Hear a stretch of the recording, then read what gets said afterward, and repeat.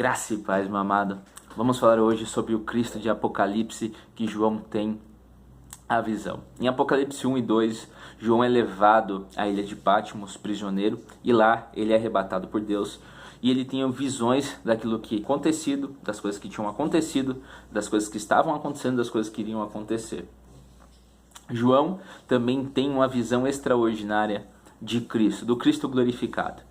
Não é mais aquele Cristo que sofreu, aquele Cristo que carregou madeiro, aquele Cristo que estavam com as suas mãos sendo perfuradas, com a coroa de espinho na sua cabeça. Não é mais aquele Cristo sofredor, mas agora é um Cristo exaltado, com poder, com glória, majestade, domínio. Aquele Cristo que recebeu um nome acima de todos os nomes e que tem autoridade sobre reis, principados, e o Pai o exaltou. E quando nós olhamos e observamos essa carta que João envia, 7 cartas que João envia, 7 igrejas, nós vemos o poder deste Cristo em controlar, em manter o seu poder, em manter a sua glória nessas igrejas. Preste bem atenção.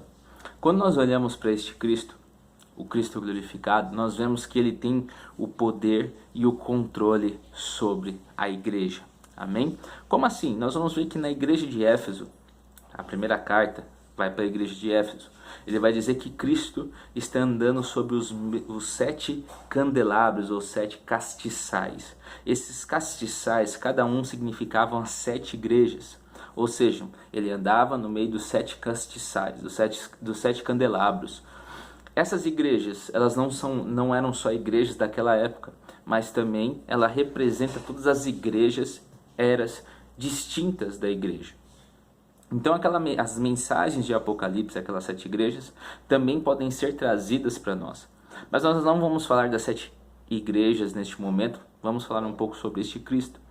Na contrapartida do Cristo que sofreu, que padeceu, que foi até a cruz para nos justificar dos nossos pecados, que padeceu para que eu e você tivesse a salvação, para que eu e você para que a gente pudesse ter livre acesso à sala do trono de Deus, este Cristo que está sendo descrito em Apocalipse, ele recebeu a glória, a majestade, seu nome foi exaltado acima de todos os nomes, e ele aparece agora andando sobre os 7 candelabros, os 7 castiçais, ou seja, tendo controle sobre a igreja. E isso nos traz uma grande preocupação, tem que trazer ao nosso coração um grande temor, porque este Cristo, que caminha entre as 7 igrejas, que caminha entre os 7 candelabros, ele sabe não só as coisas corretas que nós fizemos, mas as coisas erradas que nós fazemos. Este Cristo, ele tem uma espada que sai da sua boca, que está preparada para destruir, para pelejar, para julgar aqueles que têm caminhado na direção contrária daquilo que ele espera para a sua igreja, para o seu reino. Na igreja de Éfeso, nós vemos que era uma igreja extraordinária, era uma igreja que mantinha-se na palavra, é uma igreja que tinha suas obras ativas, mas é uma igreja que não tinha amor. E por causa da sua falta de amor, Cristo fala que ele removeria o candelabro, o castiçal do lugar. Ou seja, nós temos um Cristo que está penetrando dentro da igreja, que está olhando quem nós somos, que está olhando as nossas obras, que está olhando a nossa fé, a forma que nós temos vivido. Preste atenção, Tiago vai dizer que a fé sem obra, ela é morta. Se a fé sem obra, ela é morta, então a fé, ela só é forte, só é viva quando aquilo que eu acredito faz com que eu haja em direção àquilo que eu acredito. Então, se a nossa fé ela é forte, ela é viva, nós temos que agir conforme aquilo que nós acreditamos. E Cristo espera da sua igreja comportamentos referentes àquilo que nós pregamos, que nós acreditamos, que nós depositamos a nossa fé. Ele é o Cristo que tem controle total, que tem controle absoluto, que está assentado à destra do Deus vivo e que ele está observando quem nós somos como igreja. Em pleno século 21, nós temos igrejas que não são mais igrejas, que não podem ser mais representadas como igreja, porque o mundo tomou conta delas. O mundo hoje domina a forma que elas vivem. Preste atenção, quando nós falamos o mundo, nós não estamos falando aqui de usos e costumes, não estamos falando de roupa, não estamos falando de cabelo, não estamos falando disso. É igrejas que não podem ser mais diferenciadas daquilo que é o mundo.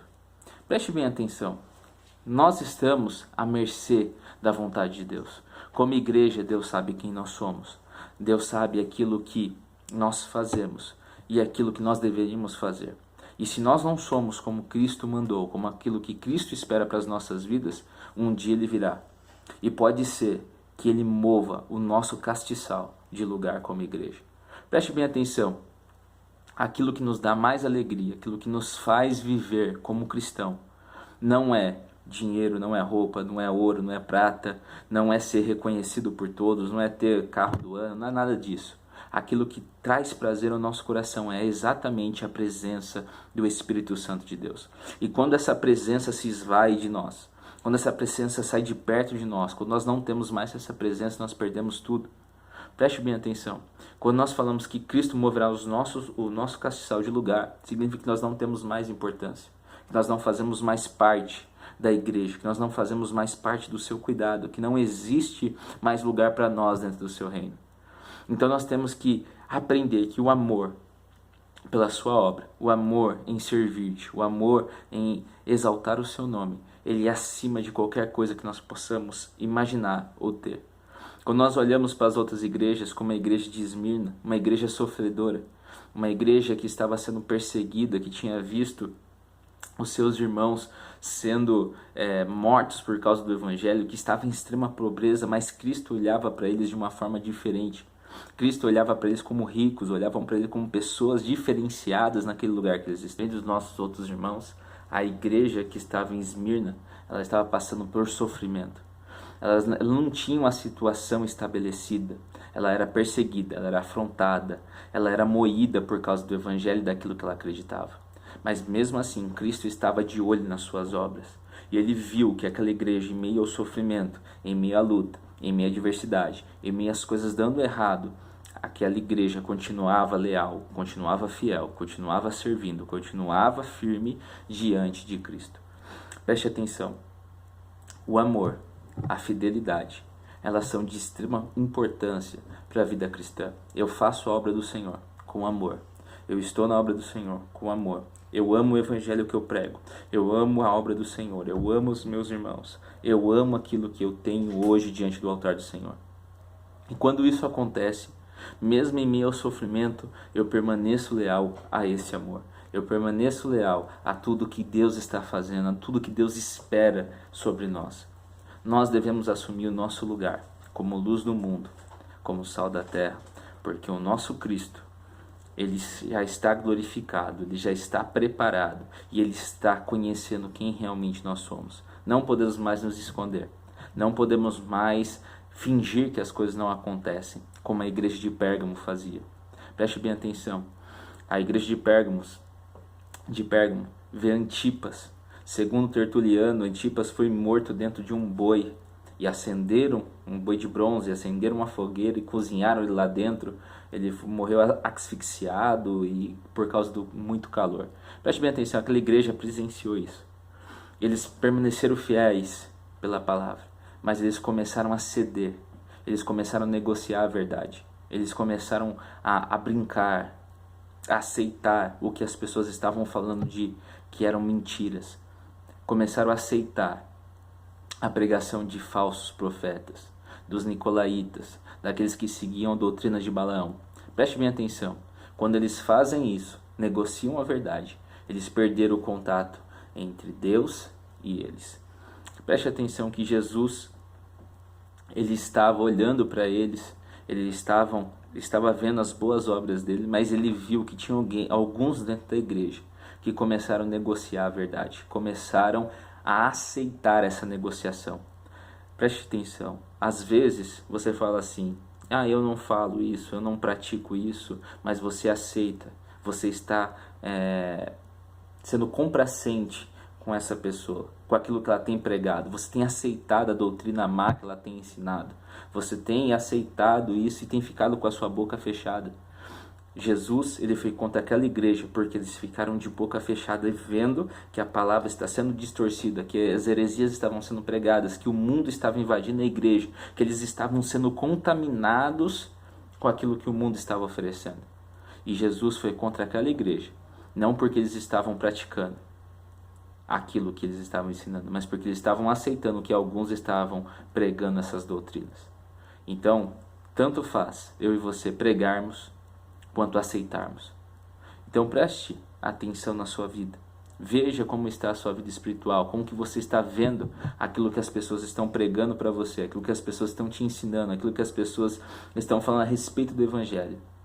Se você tem aceitado isso de boca calada, se você tem sido complacente com tudo isso que essas pessoas estão fazendo com o Evangelho de Cristo, eu tenho uma má notícia para você.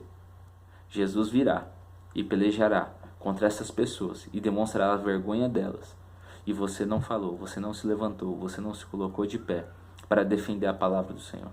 Precisamos entender que esse Cristo está andando no meio dessa igreja, que é um Cristo santo, que é um Cristo exaltado, que é um Cristo que tem os seus olhos como chamas de fogo, que está penetrando no íntimo das nossas almas, no íntimo dos nossos corações, e que quer transformar as nossas vidas, que quer transformar a vida da sua igreja, que quer fazer uma igreja poderosa para salvar, para transformar vidas por intermédio desta igreja.